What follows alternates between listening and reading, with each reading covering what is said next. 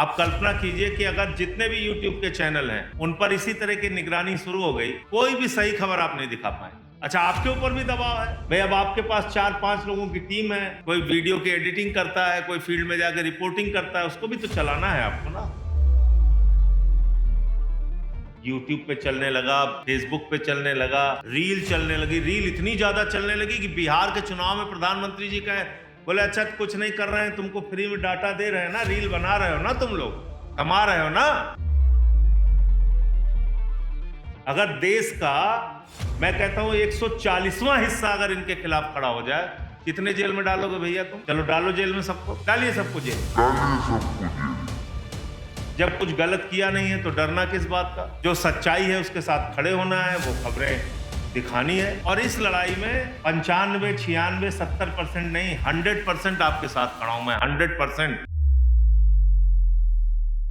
आज आप देखिए 2-2, 3-3 मिनट की इतनी शानदार वीडियो आती है, पूरा अडानी का भ्रष्टाचार खोल रहे हैं, कहीं कोयले का भ्रष्टाचार खोल रहे हैं, कहीं स्टील डिपार्टमेंट में हो रहे भ्रष्टाचार को। कोई कहता है ना सरकार में भ्रष्टाचार नहीं, इतना ऑर्गेनाइज्ड भ्रष्टाचार है। आपको तय करना है कि इस लड़ाई को मजबूती से लड़ना है या फिर यहां भी सरेंडर करना है, इनके आगे झुकना है। सभी साथियों को जय हिंद, नमस्कार। देखिए, ये आपके पीछे पड़े क्यों है, ये पहले समझना होगा। जैसा भी पंकज भाई कह रहे थे कि भाई बड़े बड़े चैनल के ऊपर एक दबाव रहता है सरकार का।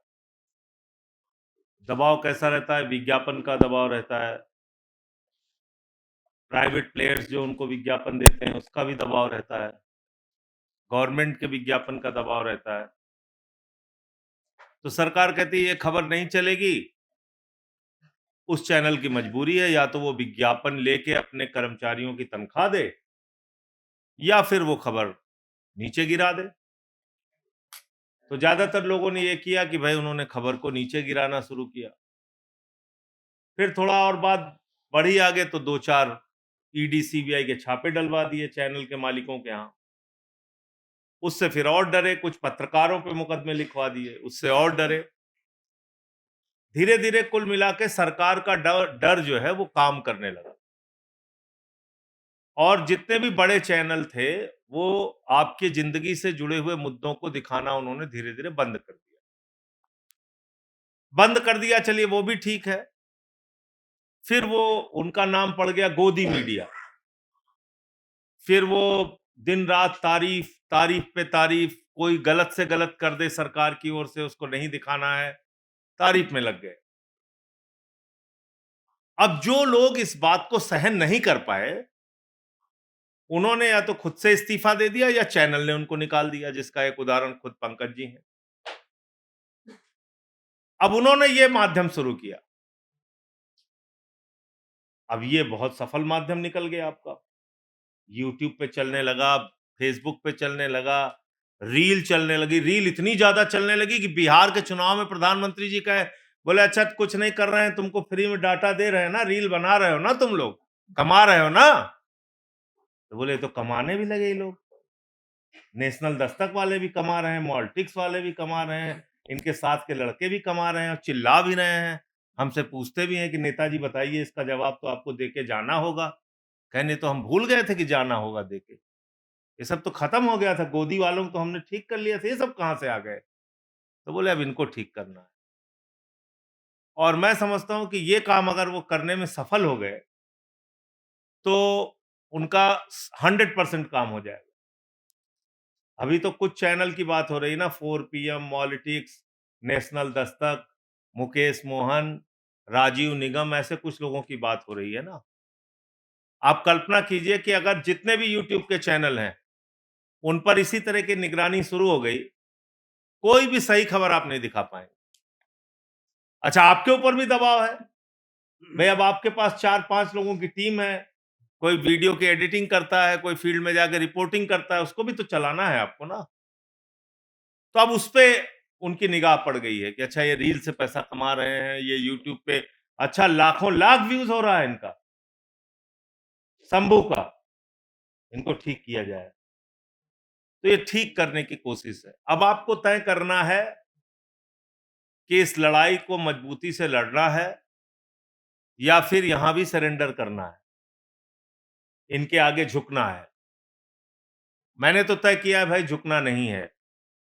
6 महीने 183 दिन जेल भेजे, लोग इंतजार कर रहे थे कि जेल से बाहर आएंगे तो कितने डरे हुए रहेंगे, कितने घबराए हुए रहेंगे, क्या-क्या बोलेंगे, क्या-क्या नहीं बोलेंगे। जिस दिन से मैं आया हूं, उस दिन से लेके आज तक कोई भी ऐसा दिन नहीं गया जिसमें नरेंद्र मोदी की सरकार के खिलाफ जमकर ना बोला हो। खूब बोलता हूं, बोलना है। अच्छा, 140 करोड़ की आबादी में 6 लाख लोगों की जेल है पूरे हिंदुस्तान में।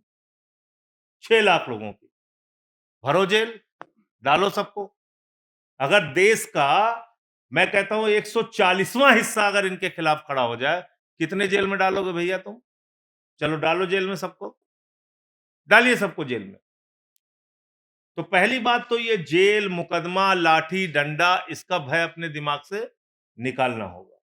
जब कुछ गलत किया नहीं है तो डरना किस बात का? जो सच्चाई है उसके साथ खड़े होना है, वो खबरें दिखानी है। और इस लड़ाई में 95, 96, 70% नहीं, 100% आपके साथ खड़ा हूं मैं, 100%। चाहे सड़क पे बुला लीजिएगा और चाहे सदन में। आपने कहा नहीं था मुझसे, लेकिन मैंने अपनी तरफ से वहां पे संसद के अंदर बोला। हमने कहा तुम अर्थव्यवस्था कहां से ठीक करोगे? तुम्हारा दिन रात तो दिमाग इसी में लगा हुआ है कि कैसे किसको बंद करें, कैसे किसको जेल में डालें। एक बात बिल्कुल आप साफ जान लीजिए, एक ही ये माध्यम बच, अब जैसे हम लोग हैं, हम किसी टीवी चैनल पे जाना ही पसंद नहीं करते, कोई बुलाए ना बुलाए। हम लोग अपनी किसी भी यूट्यूब चैनल को अपना इंटरव्यू दे दिए, लोगों तक बात पहुंच जाती है, या अपने फेसबुक पे वीडियो डाल दिए पहुंच जाती है, ट्विटर पे डाल दिए पहुंच जाती है, कोई जरूरत नहीं है। अब वो समझ रहे हैं इस बात को कि भाई ये तो सारे गोदी मीडिया को हम लोगों ने बहिष्कार करवा दिया इनका, कि भाई इनको कोई नहीं दिखाएगा, तब भी ये लोग चल रहे हैं। तो बात यहां पर है, आपकी ताकत बहुत बढ़ गई है, और ताकत इतनी ज्यादा हो गई है कि आप ही हैं जो ये दिखाते हैं कि बुंदेलखंड में जल जीवन मिशन के नाम पे कितना भ्रष्टाचार हुआ है। आप ही हैं दिखाते हैं जो पानी की टंकी बनी नहीं, और पानी की टंकी उद्घाटन से पहले टूट गई, या 4 साल से बनी नहीं और पैसा निकाल लिया गया, या सड़कें कहाँ गांव में कहाँ भ्रष्टाचार है, या मोमबत्ती में ऑपरेशन कहाँ हो रहा है, या अस्पताल में कुत्ता कहाँ बैठा हुआ है, या मिड डे मील में नमक रोटी कहाँ खिलाई जा रही है, या कितने सरकारी स्कूल बंद हुए, कितने की छत गिर गई। कहीं ये खबर आप किसी मेन स्ट्रीम मीडिया में देखते हैं? ये सिर्फ और सिर्फ यूट्यूब चैनल वाले दिखा रहे हैं, आप लोग दिखा रहे हैं। ये ताकत सरकार समझने लगी है। तो इस ताकत को अगर बचा के रखना है, तो फिर जिंदा दिली से इनसे लड़ना होगा। और अगर जैसे गोदी मीडिया वाले सरेंडर कर चुके हैं, ऊट-पटांग खबरें खबरें दिखाते रहते हैं, इस्लामाबाद पे कब्जा हो गया है, यहाँ देखिए लाहौर में सब आ गए हैं, सेना घुस गई है। यही सब अगर दिखाना है तो बस ठीक है, फिर तो जैसे चल रहा है चल ही रहा है। और अभी आप ये बोल दिए, कहना अच्छा तो ये आपको तकलीफ है इस बात से कि हम लोग इस्लामाबाद आ रहे हैं। हमने कहा भैया इस्लामाबाद नहीं, पूरा पाकिस्तान ले लो, लेकिन सही-सही कर लो ना। आप हमारे सेना के लोगों की जान थोड़ी संकट में डाल सकते हो। वो अपना तैयारी किए हुए बॉर्डर, तुम उनको बता रहे हो इस्लामाबाद। तो कुल मिलाकर ये जो इस प्रकार से एक, और सूचनाओं का इतना जबरदस्त आतंक है कि आप कल्पना नहीं कर सकते, इतना जबरदस्त आतंक। इनका जो व्हाट्सएप का विश्वविद्यालय चलता है, वो कौन काउंटर कर रहा है? आप ही लोग काउंटर कर रहे हैं। कुछ भी फैलाते रहते हैं, कुछ भी फैलाते रहते हैं। बता देंगे कि देखिए मुसलमान तो ऐसे हैं, और ये यहाँ पे ये हो रहा है, वहाँ वो हो रहा है। अखिलेश यादव ने मुलायम सिंह यादव को थप्पड़ मारा, ये फेक बताइए, न्यूज़ थी फेक और न्यूज़ इसको तो चला अमित दिया, शाह ने मारा। फेक न्यूज़ चला दिया। हम जिस चैनल पे जाते हैं तो अंतिम कहते हैं, अच्छा तो ये जो आपके खिलाफ चलाते हैं ये लोग खबर की टिकट आप ब्लैक करते थे। आप बताइए, मैं अगर मौसम का हाल लिख दूं तब भी 300 नीचे कमेंट लिखेंगे कि ये टिकट ब्लैक करता था। स्टैब्लिश कर दिया है, पूरे देश में झूठ फैला दिया है। लेकिन मैं भी आनंद लेता हूं, मैं कहता हूं चलो अपना फैलाओ झूठ। 2 रुपए कमा तो रहे हो हमारे नाम पे, उसमें मुझे कोई बुरी बात नहीं। 2 रुपए अगर हमारे नाम पे उनकी कमाई हो रही है हमको गालियां देके। चलो ठीक, कोई बात नहीं। अब मेरे माँ बाप ने मुझे पढ़ाया, माइनिंग इंजीनियरिंग, उड़ीसा के स्कूल ऑफ माइनिंग इंजीनियरिंग से पढ़ाई कराई। मैं उड़िया भी बोल लेता हूँ, हिंदी भी बोल लेता हूँ, इंग्लिश भी बोल लेता हूँ, लेकिन आपको कह दिया वो शुभम टॉकीज में टिकट ब्लैक करता था। तो ये जो इस प्रकार का आतंक है, इससे आपको कैसे लड़ना है? इसके लड़ने के लिए आप लोग इसलिए घबराए हुए हैं, इसलिए परेशान हैं। आज आप देखिए 2-2 3-3 मिनट की इतनी शानदार वीडियो आती है। पूरा अडानी का भ्रष्टाचार खोल रहे हैं, कहीं कोयले का भ्रष्टाचार खोल रहे हैं, कहीं स्टील डिपार्टमेंट में हो रहे भ्रष्टाचार को। कोई कहता है ना सरकार में भ्रष्टाचार नहीं, इतना ऑर्गेनाइज्ड भ्रष्टाचार है कि आप कल्पना नहीं कर सकते, सोच भी नहीं सकते ऐसा भ्रष्टाचार है। कल अभी मैंने पार्लियामेंट में बोला, एक बिल ये लेके आए हैं, इंसॉल्वेंसी बैंक्रप्सी कोड। क्या बिल है साहब? जितने देश के बड़े बकायेदार हैं उनको संरक्षण देने के लिए बिल है। एनसीएलटी एक बना दिया इन्होंने कि वहां जाइए अपना सेटलमेंट कराइए। और सेटलमेंट कैसा हुआ है ये लिस्ट में दूंगा, इसको आप सबको चलाना चाहिए। किसी का बकाया है 40,000 करोड़ रुपए, 40,000 करोड़ रुपए बकाया है, उससे 3,000 करोड़ रुपए जमा कराया, 37,000 करोड़ रुपए माफ कर दिया। अब उसको पता ही नहीं, कुछ नहीं, यहाँ तो बस खाली जिस हिंदू का खून न खौला चलाए जा रहे हैं अपना। इसमें किसी हिंदू खून नहीं खोलता। भाई ये पैसा कहाँ का है? बैंकों में आम आदमी का जो पैसा है वो इन पूंजीपतियों को दे दिया गया। लाखों करोड़ रुपए सरकार ने एनसीएलटी के जरिए माफ करा दिया, लाखों करोड़ रुपए, आप कल्पना नहीं कर सकते। 26 लाख करोड़। और उसका नाम दिया हेयर कट। तो कल सब मजाक कर रहे थे कि हेयर कट क्या होता है, हमने कहा ये हेयर कट नहीं, गर्दन कट है। थोड़ा कर्जा माफ करके ज्यादा वसूलना हेयर कट है, लेकिन उन्होंने ज्यादा माफ करके थोड़ा वसूला, तो गर्दन कट हो गई, पूरा अपना कर्जा ही उड़ा दिया आपका।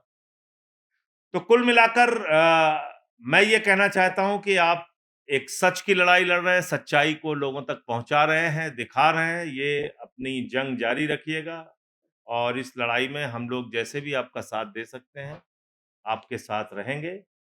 और जहां जेल का मुकदमे का सवाल है, तो उसके लिए भी अब आप लोगों को लोगों का तैयार करना पड़ेगा कि भाई अब ये इसका इसका डर दिखा के कितने ब्लैकमेल। कई कई पार्टियां टूट गई, पार्टियां साफ हो गई। आज वो टीडीपी वालों का एक बिल आया, आंध्र प्रदेश को रीऑर्गेनाइज। हमने कहा कहन साहब ये 15,000 करोड़ रुपए हम अमरावती के विकास के लिए दे रहे हैं। हमने कहा जब तक तुम्हारे हाथ में सत्ता की चाबी है, 15,000 नहीं, जितनी जरूरत है सब ले लो इनसे। बाद में नीतीश कुमार की हालत कर देंगे तुम्हारी, जैसे नीतीश जी के साथ किया है इन्होंने। तो इस लड़ाई में आपके साथ हैं। और संसद तो आज से खत्म हो रही है। सड़क की लड़ाई आगे जहां भी होगी आपकी, मैं आपके साथ खड़ा रहूंगा। धन्यवाद।